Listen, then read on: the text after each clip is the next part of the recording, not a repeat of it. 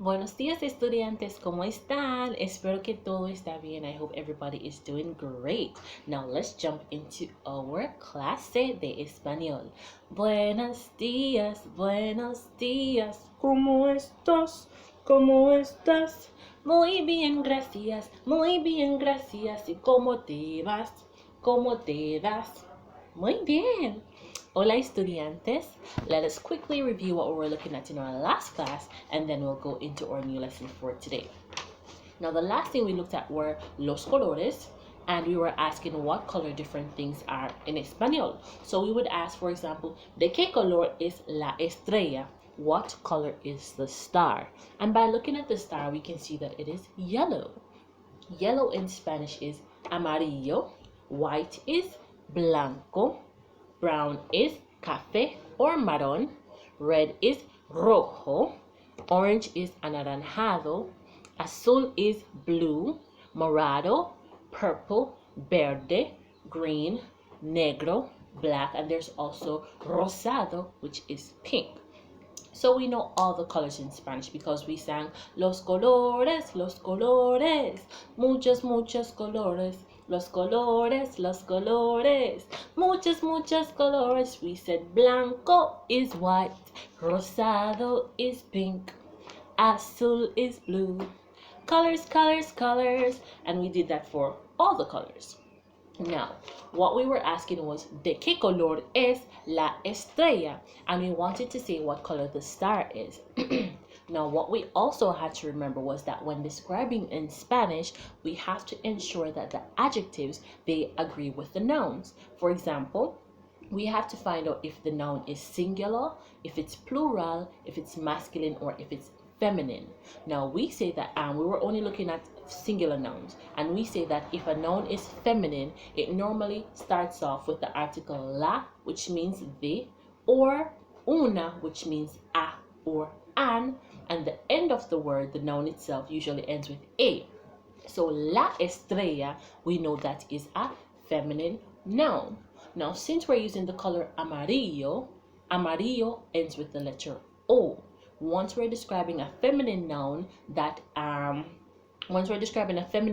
the color we're using ends with O, we're going to change the O to A. That's how we're going to get amarilla. So if I want to say that the star is yellow, I would say la estrella es amarilla. But what if the star was white? If I want to say that the star is white, blanco ends with O, so I have to change the O to A because it's a feminine noun. So in this case, I would say la estrella es blanca. And let's do one more. If I wanted to say that the star, same star, is pink, we know that pink is rosado, but the la estrella is a feminine noun. This time around, we have to change the O from rosado to A to make it rosada. So we would say la estrella es rosada. The star is pink. Now, we also looked at some masculine nouns. For example, el círculo, el triángulo, el corazón, el rombo, el rectángulo, el cuadrado, el óvalo, el libro, and some other items as well. And we know that when we're describing masculine nouns, this is the easier one to do because the colors, as we know it, once we're describing a singular noun, we don't change the spelling for them. So if I want to say that the círculo, which is a masculine noun, is white, I would leave it as blanco. El triángulo is a masculine noun. It starts with el, which means the, or if it was un also means a or an. And the word triangular also ends with o, so that reminds you that it's a masculine noun, okay? So we would say, el triángulo es café. The triangle is brown. El corazón es rojo. The heart is red. El rombo es verde. The diamond is green. El rectángulo es morado. The rectangle is purple. El cuadrado es azul. The square is blue. And el óvalo es anaranjado. The oval is orange. So all of those colors, as we know them, once we're describing a singular masculine noun, we don't change them. Now, remember the colors café, marrón, azul, and verde. These colors, they don't end with the letter O.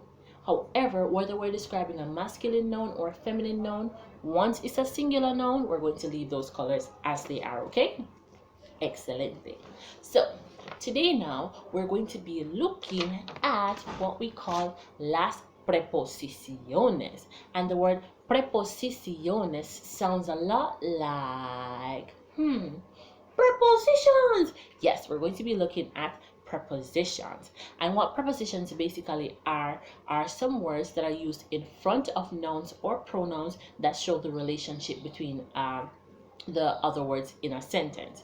So I'm going to allow you to watch a short video right now. It's on your activity sheet and it's going to explain a little bit more for you what a pronoun is and when they are used. Okay, so go ahead, click on that link and we'll be right back. Excelente, lo siento. So as you can see, we're going to be looking at different words that are going to answer to where is a certain thing. So today we're asking ¿Dónde está? ¿Dónde está? ¿Dónde está? We're asking ¿Dónde está? Where is it? ¿Dónde está is asking where is it? Now repitan por favor. ¿Dónde está? And I want you to pretend as if you're asking a real question. ¿Dónde está? ¿Dónde está? ¿Dónde está is asking where is it? So our prepositions are going to be answering to where is it. We're going to be saying where an object is located in relation to another object. All right? So as you can also see from the video, some of those some of those prepositions that you are already familiar with are in, on, below, within. There's also next to the right of, to the left of, and we're going to look at some of those today. So I want everybody now to get to your workbooks and you're going to page 35. If you don't have your workbook, that's okay. I typed up the information and it's on your activity sheet so you can go through it with us. Now we're going to go through the different prepositions there, but let's see if firstly we can identify where this ruler is located in relation to my libro right here. This is a textbook. Okay, good. So my ruler is to the right, to my right is to the right of the Bible when it's over here. The ruler is to the left of the Bible if it's over here, or the textbook. You can also say that it's next to, so it's next to it. You can also say that it is in front of it. This is my front, it's in front of it, or it is behind it. It is below it. It is inside of it, and so on and so forth. So let's go through the prepositions that we see on página 35, page 35. So delante de means in front of. Delante de means in front of. So repitan por favor. Delante de, in front of. Delante de, in front of. Otra vez. Delante de, in front of. Now detrás de means behind. Say detrás de. Detrás de means behind. There's al lado de. Al lado de means next to or to the beside. Okay, so al lado de. Al lado de. Good. Next to or beside. There's debajo de. Below. Debajo de. Below. Then there's a la izquierda de, to the left of. A la izquierda de, to the left of. A la derecha de, to the right of. A la derecha de, to the right of. En, which means in, and en can also mean different things as well. En can also mean, en means in, it can mean on, it can mean at, and it can also mean by when you're talking about transportation. To say, for example, I go by train, yo voy en tren, I go by train. So in the word en in Spanish has different meanings. Okay, so it's in, it can also mean on. All right, and the last one is dentro de, and dentro de means inside or within. Dentro de means inside or within. So we're going to go through them otra vez, one more time. So repitan por favor, and you're going to be using your hands with me. And we're going to be using our hands to say, for example, in front of, behind, to the side, above, below, within. All right, so let's go. Delante de, or you can use two objects. Delante de, in front of, repitan. Delante de, in front of. Delante de, in front of. Detrás de, behind. Detrás de, behind. Debajo de, below. Debajo de, below. A la izquierda de, to the left. A la izquierda de, to the left. A la derecha de, to the right. A la derecha de, to the right. En, on, en, on, or it can also mean in. En can also mean in. And then there is dentro de, within. Dentro de, within or inside. Otra vez. Delante de, in front of. Detrás de, behind. Al lado de, beside or next to. Debajo de, below. A la izquierda de, to the left of. A la derecha de, to the right of. En, meaning on. En, in. En can also mean at or by in some other cases. And then you have dentro de, within. Or dentro de, inside. Or dentro de, in. Okay? So delante de, in front of. Detrás de, behind. Al lado de, beside or next to. A la izquierda de, to the left of. A la derecha de, to the right of. En, in or on. Dentro de, in, within, inside. Now, hay una canción. There's a song that I'm going to be teaching you, and it is answering to the question, ¿Dónde está? Now, remember earlier I said, ¿Dónde está is asking, where is it? I want to find out where different things are located in relation to some other things. Where is this located in relation? Where's the eraser located in relation to the ruler? Is it to the right? Is it to the left? Is it below it? Is it above it? Is it on it? No sé. So we're going to learn the song together. I'm going to sing it first. I want you to escuchen. Listen. Escuchen bien. Entonces vamos a cantar juntos. We're going to listen first and then we're going to sing together. Bueno. So it says preposiciones, which means prepositions. ¿Dónde está? Where is it? ¿Dónde está? Where is it? ¿Dónde está? Where is it? Preposiciones, prepositions. ¿Dónde está? Where is it? ¿Dónde está? Where is it? And then it goes like this. You have to use your hands or some objects for this part. So we say delante de, we'll put something in front of something else. Detrás de, put something behind of something. Al lado de, something to the sides. Debajo de, below, something, put something below something.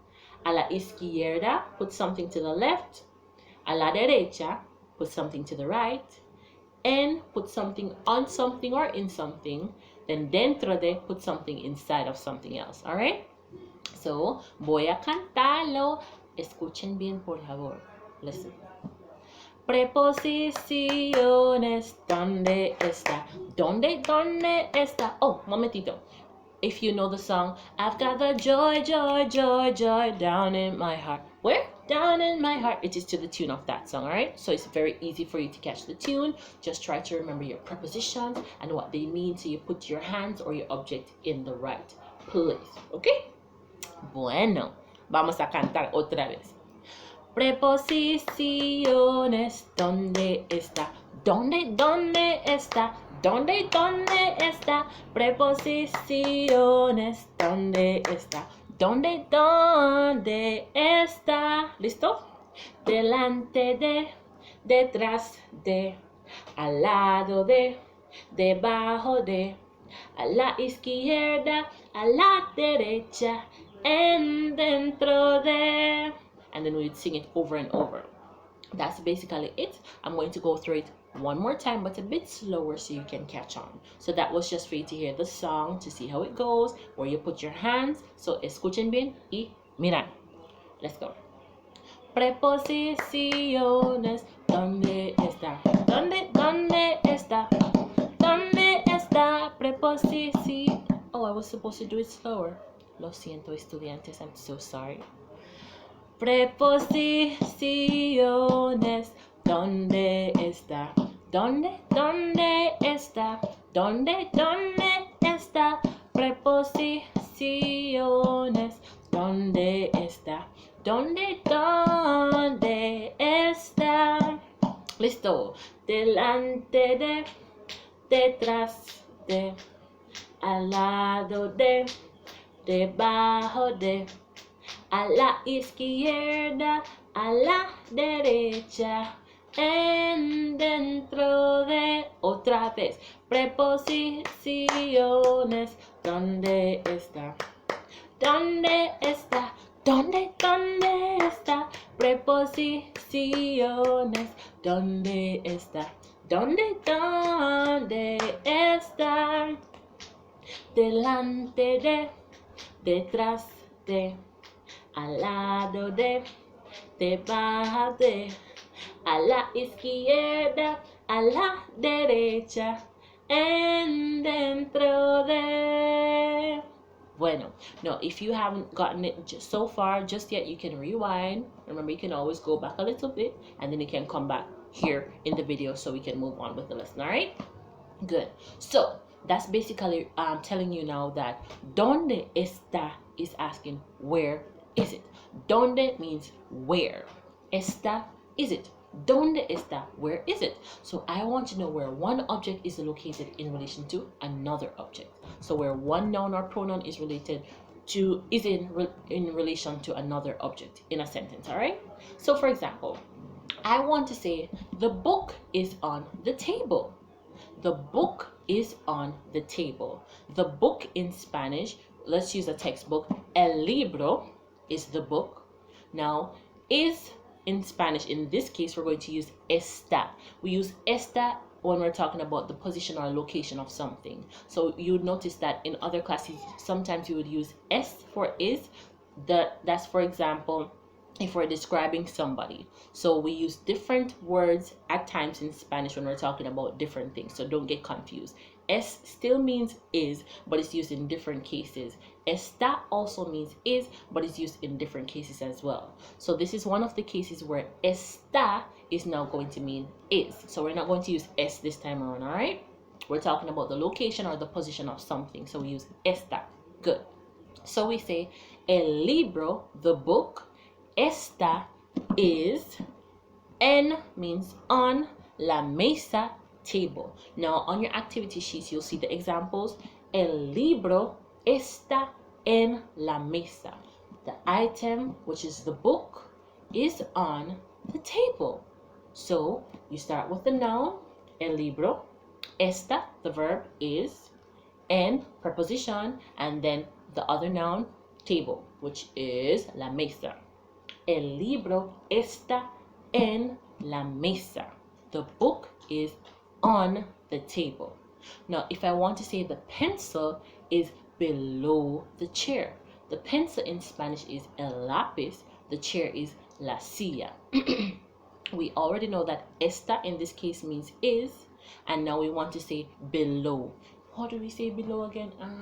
Delante de, detrás de, al lado de, debajo. Oh, debajo de. So we would say el lápiz está debajo de, what was it? The chair? La silla.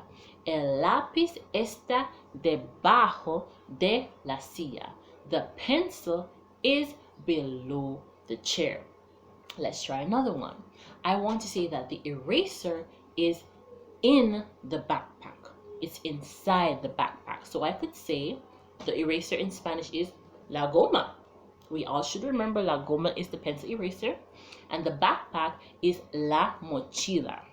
So we know those two words already. Is in this case is está, and now if I want to say something is inside something else, now inside in Spanish is going to be dentro de. But if you just want to say it is in, you can use en. So putting everything together, we would say la goma está en la mochila. La goma está en la mochila. The eraser is in the backpack, or the eraser is inside the backpack. Now let's do un ejemplo más. Dos ejemplos más. Two more examples. The chalk is to the left of the book. So the chalk, let's pretend, oh, my chalk is all the way over there. Let's pretend the chalk is to the left of this book. This is the chalk. So it's over here. Oops. So we should remember that chalk is la tiza. La tiza is chalk. Book is el libro. Now is esta. And we're trying to say that the chalk is to the left of the book. Now to the left of. Delante de, detrás de, al lado de, debajo de, a la izquierda. Sí, a la izquierda. So we say, la tiza está a la izquierda de el libro. But this time around, we're not going to say de el. Remember, we normally say de, then la. But this time around, if the noun that we're talking about is a masculine noun, before we say de, once you have to use the words de and el right after each other, you're going to change that. You're going to say del. De plus el to the becomes del. So it's del. So we would say la tiza está a la izquierda del libro. Not de el libro anymore, okay? We use de la, but del. De la to the for feminine nouns, but del for masculine nouns. Good?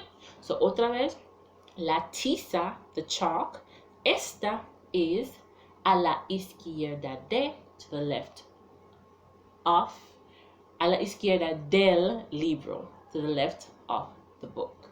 And the last example, la última ejemplo, is the chair is to the right of the table.